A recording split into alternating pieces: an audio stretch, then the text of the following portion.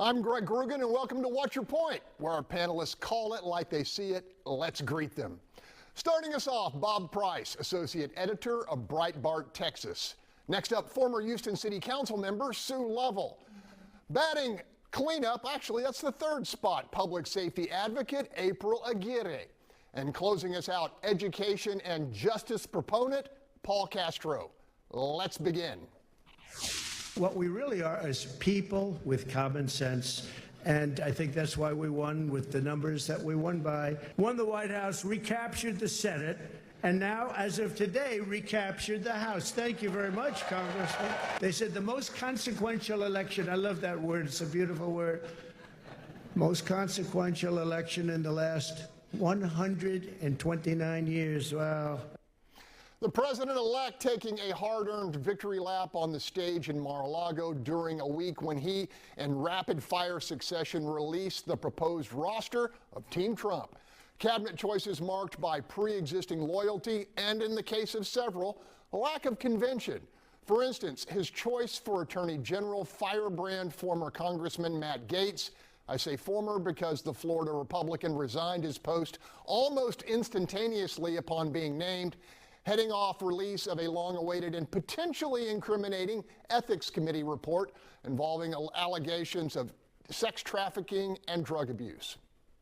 We cannot allow this valuable information from a bipartisan investigation to be hidden from the American people. I think there should not be any limitation on the Senate Judiciary Committee's investigation, including whatever the House Ethics Committee is generating. So you want to see it? Absolutely.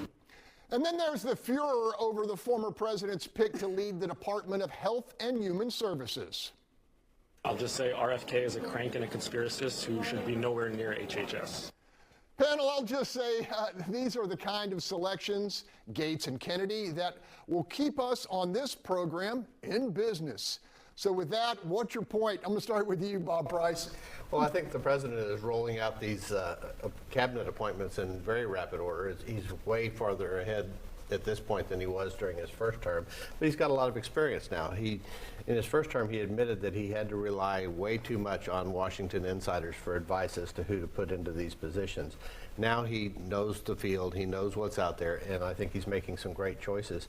Matt Gaetz resigned in part maybe because of the scandal, but also it puts the governor of Florida in the position now with Governor DeSantis where he can schedule the special election to replace him so that there's not a lag and a reduction in the House majority by Republicans that gets that seat filled, possibly even before the Congress takes their seats. All right, Paul Castro, what kind of message does the Matt Gaetz nomination send?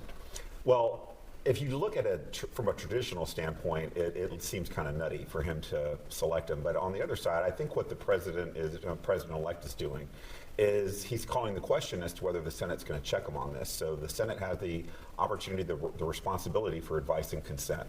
And so it's a win-win. Either he gets Gaetz, or the Senate has to burn one of its opportunities to stand up against him, and the president then gets to come back and say, well, we're going to do recess appointments after this because I can't get anyone to commit to me and I need my administration in place.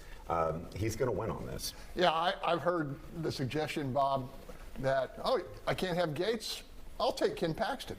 All right, I want to go to Kennedy. What do you think of the Kennedy appointment, Sue? I was going to say, I think we ought to give him a shot, but somebody said maybe that's not such a good thing to say. But, look, the president-elect won fair and square. It's his prerogative now. But, they've got to go through these confirmations. And actually, everybody says big win, but the margins in the Senate aren't huge, and the margins in the House aren't large either. So I think in some cases, these are going to be tests on whether they're going to be loyal to the president or they're going to be loyal to their own thoughts about who they think's qualified to be in those positions. All right, April, again, as you saw these nominations unfold, what was going through your mind? I want to say that I have never seen the American public watch cabinet nominations like it was the NFL draft. So it's really awakening, and the community is aware of what's going on.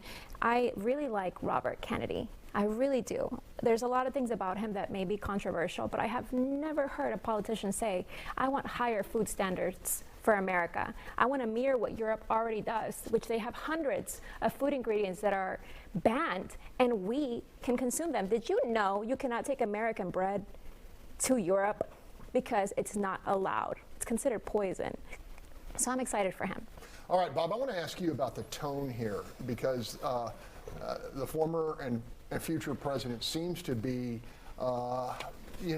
pretty relaxed by Trump standards. Well, now he's getting almost a vacation compared to the schedule that he's been on for the last 6 to 8 months. He won with more votes than any Republican president has ever gathered in U.S. history, more than 71 million votes. And it sets a standard that he can pretty much do what he needs to do. One of the mistakes that he made in his 45th presidency was that he didn't clean house. And the people that he's selecting now, and then when you add the Doge Commission on top of that, you're going to see a lot of cutting in there, cutting the fat, cutting the waste, cutting the corruption that's been in there in the swamp that he promised to get rid of in the first term, and it looks like he's positioning himself now to actually move forward on that. Paul Castro, I have a rule that I live by, which is whether I agree with the selection made it in an election, you have to give people the chance to govern. Absolutely, and when you look at the data is pretty overwhelming in terms of how many people switched and went in the Trump direction. I think only 2 states, Washington and Utah, became more Democratic. 48 went the other way. So this is an opportunity to, say, buy the ticket, take the ride. But on the other hand, the Senate does have a constitutional responsibility for advice and consent. And I think there are enough people who are on the Republican side of the aisle who are going to take a look at some of these appointments and say, pump the brakes. All right, we're going to leave it there.